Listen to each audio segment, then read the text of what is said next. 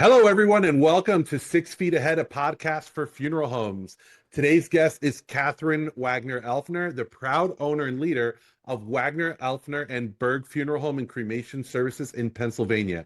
Katharine has quickly built a reputation for creating an innovative, compassionate approach to funeral service, earning her funeral home the title of the #1 funeral home in York County just a year after its launch.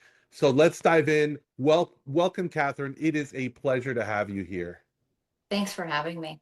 Hey, a pleasure. I'm really looking forward to this because the first time that I came across your funeral home was through your social media content. And I thought that was incredible. And I'm sure that this episode's just going to have a lot of that experience that you have. We're really excited to have you here. But before we begin, if you don't mind me asking you, what inspired you to enter the funeral service? How did you go about getting involved in this? That's a really good question, and it's so hard to pinpoint, but I would say that starting around the age of 13, I just had this curiosity with funeral service, and that was around the time that my great-grandmother died. Just wondering what happens during the planning process. How do you get from point A to point B? What happens when someone dies, and how do they end up in this casket at the cemetery? What processes and procedures take place? What happens after death? Just curiosity surrounding death. And I know that might sound odd. I also am a very caring and compassionate person and have a lot of love to give. And you do that in funeral service, and just being able to serve others and care for others. It's something I'm extremely passionate about. Great. That's awesome. So did you go directly, was your career directly into funeral services, or did you have another career prior to? So I had a career prior to getting into funeral service. I was in sales for 12 years, and I actually worked for my family business. And there was always this guilt anytime I thought I wanted to move on from the family business. I thought, how can I do this and not feel guilty? How can I leave my dad? I don't want to offend him. It was challenging. I never truly was passionate about my career in sales. I liked it. I enjoyed it. I loved interacting with the customers and the community that I had the opportunity to work with. Looking back now in funeral service, I'm grateful that I had those 12 years in sales, because you do a lot of the interacting with families and communicating. But it was probably around the age of 30 that I thought, if not now, when? If I don't do this now, if I don't get into funeral service now, when am I going to do it? And so I approached my father and I said, I'm going to enroll in mortuary school. I'll simultaneously work, and maybe down the road, I'll just do trade embalming for a funeral home. Did I really want to do trade embalming? No, I actually wanted to leave the family business, but I guess I thought it felt, I guess I thought it was less offensive to him Mm. if I just stayed and did trade work on the side. So I ended up going to mortuary school. And towards the end of my education at PIMS, my father had shared with my sister and I, who actually worked for the company, that the company was sold. And at that point, I'm like, oh my God, I Yeah. can finally leave. And so I put my 2 weeks in that night. I went home and put my 2 weeks in, went and interviewed with the Berg Funeral Home, and it was a female owner. Her husband had trickled out of the business, had more or less retired, and she was running the business. And she looked at me and she said, what are your goals and aspirations? What do you want? And I said, I want to own my own funeral home one day. And she said, this one's for sale. So told my husband that night, we will buy that funeral home one day. And 3 years later, we did. Congratulations. That's wonderful. Yeah. I love that story. Yeah. And so how did you take that funeral? How do you feel what did you do to take that funeral home to becoming rated like the top funeral home in York County? So that winner, the 2025 winner, 2024 winner of Best of York, that is more or less like a popularity contest. Okay. Okay. Does it mean we're the best? Of course, I think we're the best, but everyone is going to have their own idea of what the best is. Are the facilities that we currently have the best? No, they aren't. We're moving towards that, though. That's why we're building a new location. But that was, I don't want to say it happened on accident, but my husband came to me one day and he said, do you want to try and enter to win this contest. And there are two different voting periods, and we had several days left in the first voting round. And I said, yeah, we can enter, but we're never going to make it. And we ended up getting voted into the top three. And then we ended up going to the gala 2024, and they announced our name and we won. And we took that title from a funeral home that had won 22 years in a row. Wow. Congratulations. That's Yeah. awesome. But we were able to push that out on social media and ask people, hey, vote for us. We were doing all these like clever videos and just different content to get out there to the community to earn their votes. And one thing that I will say, and I've said this before plenty of times, I'll never take that for granted. I will always work for that vote. I will always try to earn the vote from the community. I'll never just assume, hey, we won for 10 years in a row, we're going to continue winning. It just, that's not me. That's great. Yeah, yeah, I agree. So that's interesting. You are a first generation funeral director, and that means that it really gives you a unique perspective to the Yes. profession. So I'm curious, how has being an outsider in this field influenced how you approach leadership and service? I guess I really don't have anyone to look to, so I've paved my own way. I obviously can't have that mindset that my father did it this way and his father did it that way. And oh my gosh, we've never done social media before, and we've always been told that you don't talk about what we do. I've been able to make those decisions on my own. And I did, when my husband and I purchased this funeral home, it was a little nerve wracking because back in the day, back in the mid 90s, they were doing upwards of 280 services a year, which out of our little location, that's quite a bit. And over the years, it trickled down. And the 3 years that I was there working under the previous ownership, we did 100 services each year. Each year. And the year my husband and I bought it, we bought it May 16th of 2023. And on May 16th, the owner had only done 23 services that year. And I said Wow. to my husband, this is a little concerning. We ended the year with 81 services, and I said, we need to do something. We need to change this. And it was November of 23 is when we reached out to Ryan. And I had been following him on social media. Ryan's with Disrupt Media. And he said, you got to get out and do these videos. You got to build that trust and that relationship with your community. And of course, I'm thinking, we are in Southern York County. This is a very conservative demographic. I don't know that people are going to like this. And we're going to get pushback. And we did get a little bit of pushback. But on the flip side, the compliments and the positivity and the encouragement far outweighs any negativity we receive. That's amazing. That's Yeah. amazing. So your funeral home's social media presence is really seems like it set you apart at that time. I'm just curious, did you have to step out of your comfort zone to create content and share stories online and stuff like that? Yes. Yeah. And what was odd when Ryan came to us saying, this is how you're going to get out to your community, this is how you build that relationship. I thought back to when my husband and I got married. And when we got married, I said, I don't want a big wedding. I don't want people looking at me. I don't want any attention on me. I'm private. And I have never been a selfie person on social media. You know, you have all those people taking selfies. That was never, ever me. Yes, this was a big change for me to get out there on social media and do these videos with Ryan and tell stories. But I noticed the major shift when, so I got comfortable with it. And I thought, I'm going to go into the prep room and I'm going to do what we've always been told not to do. And that was when we noticed the views really went up and the engagement and caskets. That casket in a video, that's what catches people's attention.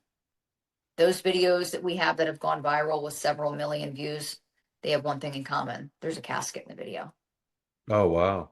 Very Mhm. interesting. And that sounds like a good tip, Mhm. right? If there's a funeral home out there that wants to make their Yeah. content, it's important to actually have a casket in there, show what they're doing. And I Right. guess that makes a difference. It was tough. It was tough too to read some of the negativity and the criticism on those posts, but I very quickly learned that even those negative comments help because it gets Facebook to push that video back into the algorithm. And so negativity is not always a bad thing.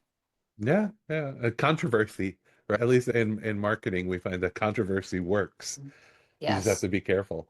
But yeah, no, it sounds like it has worked out great for you. It has. And ironically, the pushback that I get a lot of from is the directors that are my age or around my age.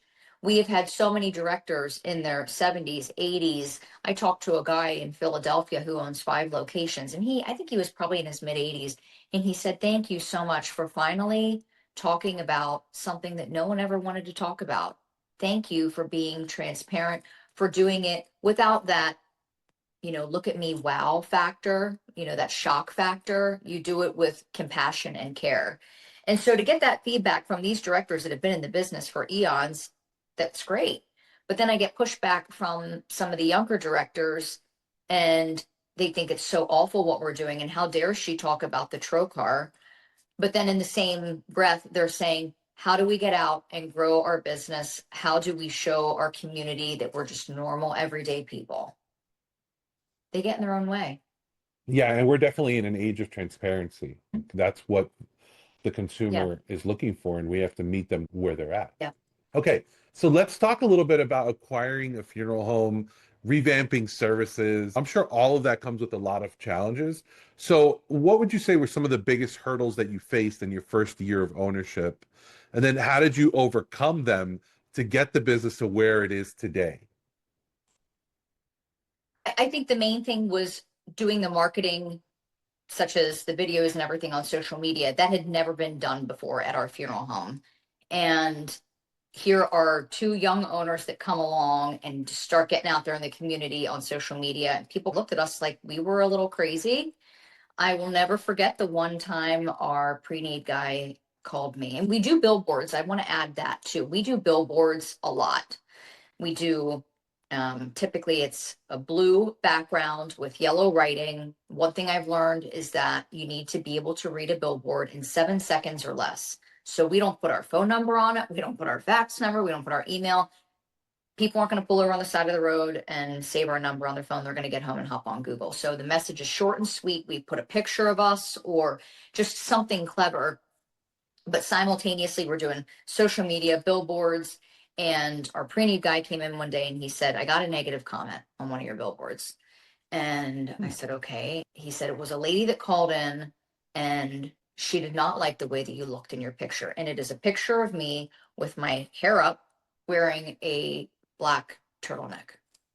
And he said that she felt your picture was unprofessional and it looked like you were trying to get a date online. Oh my. Yeah. And he said, "Do you want to reach out to her and squash this and try and build a relationship?" And I said, "No, I don't, because I don't want to work with someone who is going to base my professional abilities based off my appearance." I don't know. Maybe this person was expecting to see a male in a suit on the billboard, but here comes along a female, and times are changing. So I never called the person. I don't know what funeral home they plan to use down the road. Of course, if they want to come to us, we will certainly help them. But we got some pushback in the beginning. And I think there were a lot of people that thought they're going to fail. They're young. They've never done this before. And we've completely done a 180 at our funeral home. Our business has increased. I shared with you 81 services the first year we were in business. That was 23 and 24. We did 117 services.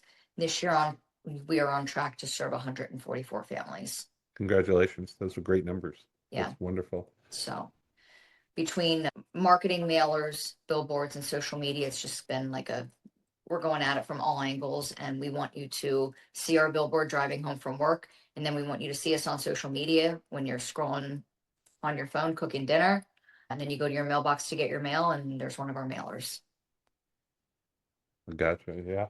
Yeah. So you've earned it. You were quickly able to earn the trust, the loyalty of the community.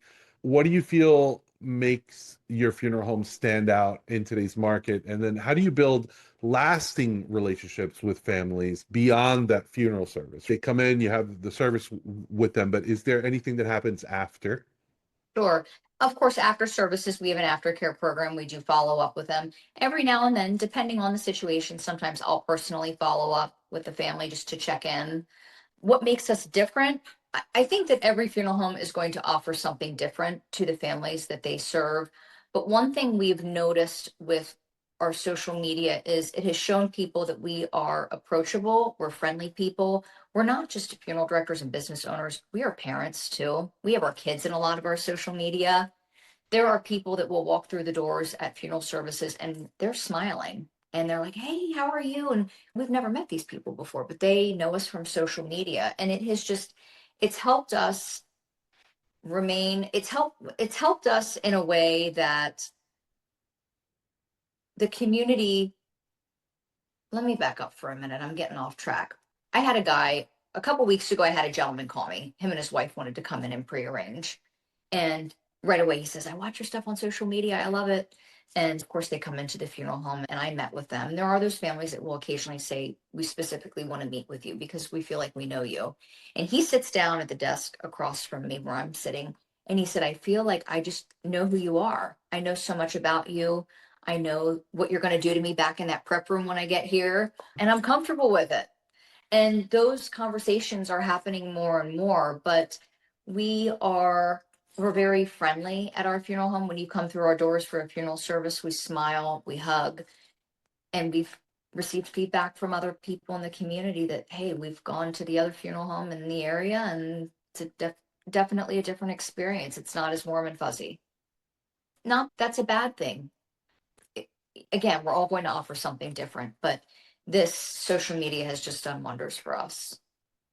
I hear you. Yeah, yeah, sounds like it. Let's talk a little bit about the future, right? What do you see right now as the biggest opportunities for growth in the funeral services industry?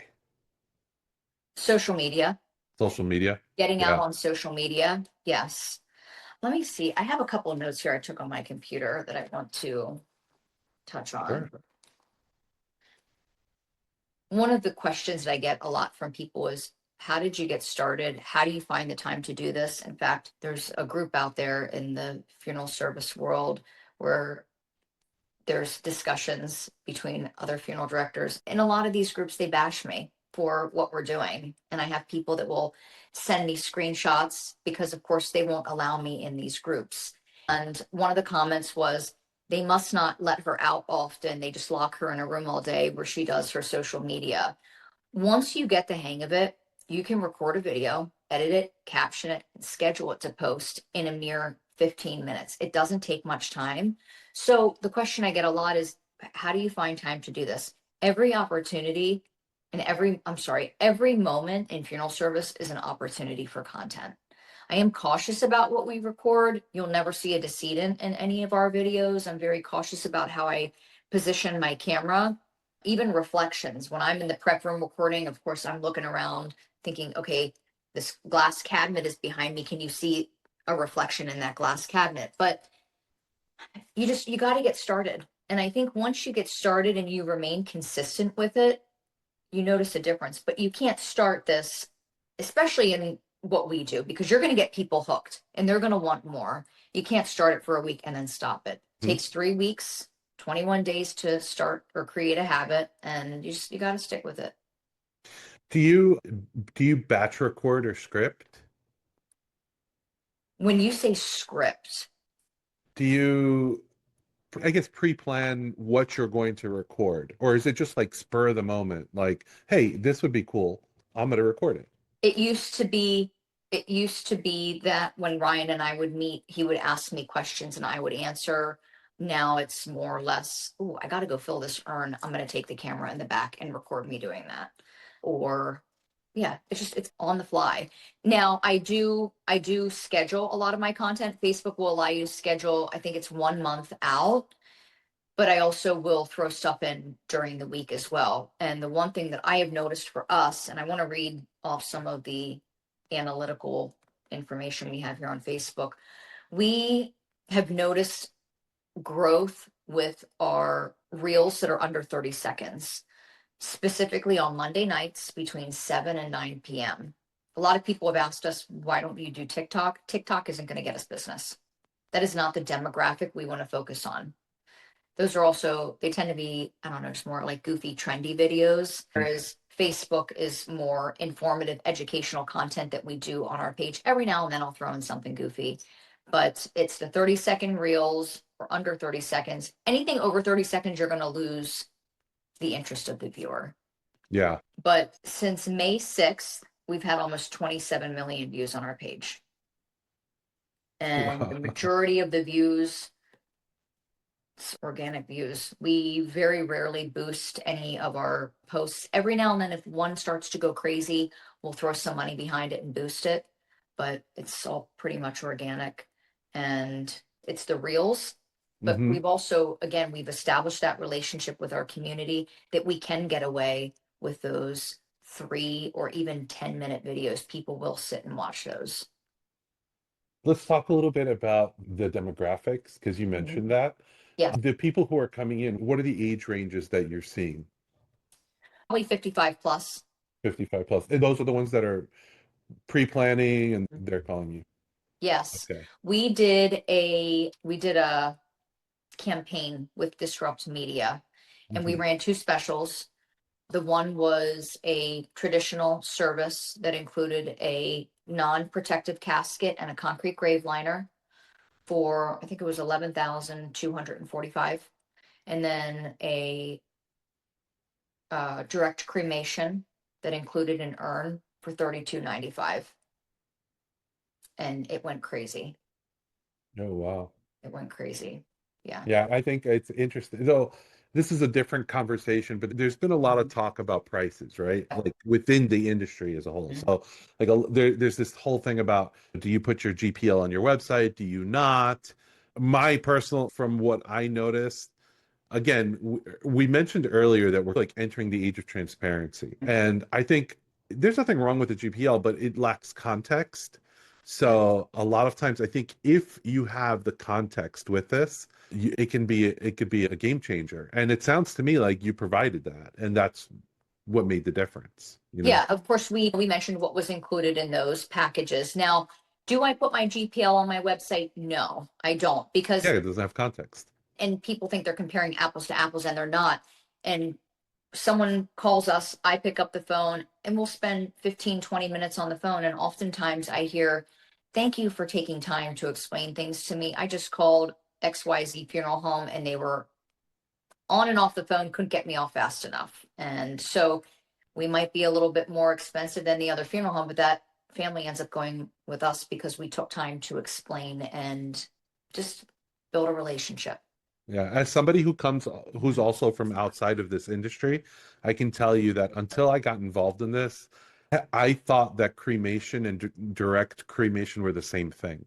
I didn't realize that cremation was just a form of disposition and that there's all kinds of things that a funeral home can still offer you and you can Yeah. still be cremated. So I think, and the thing is, people within this business lose sight of that, and when they answer that phone and someone's calling and asking you how much is a cremation, they don't take the time to stop and ask the right questions to see where that person is mentally, like how Yeah. much knowledge do they actually have? And you would Hmm. be surprised.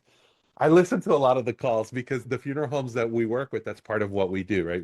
Right. We want to help them. We're getting the calls, we're listening to the calls, and then we're like, oh wait, they're not taking the time to actually ask the right questions. And that could lead to big opportunities that oftentimes are missed. Right. So kudos to you. It sounds like you're definitely doing a great job at doing Or that. oftentimes what they do is they'll get a caller on the line and the caller will say, what's your cost for direct cremation? It's this, but I'll offer it for this.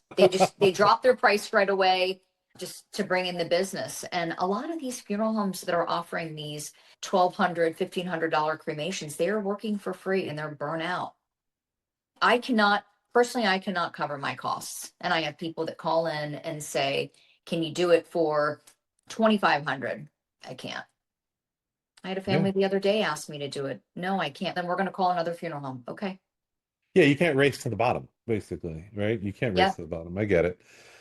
That's great advice. Thank you for that. So let's talk a little bit about your future. You guys are opening another location.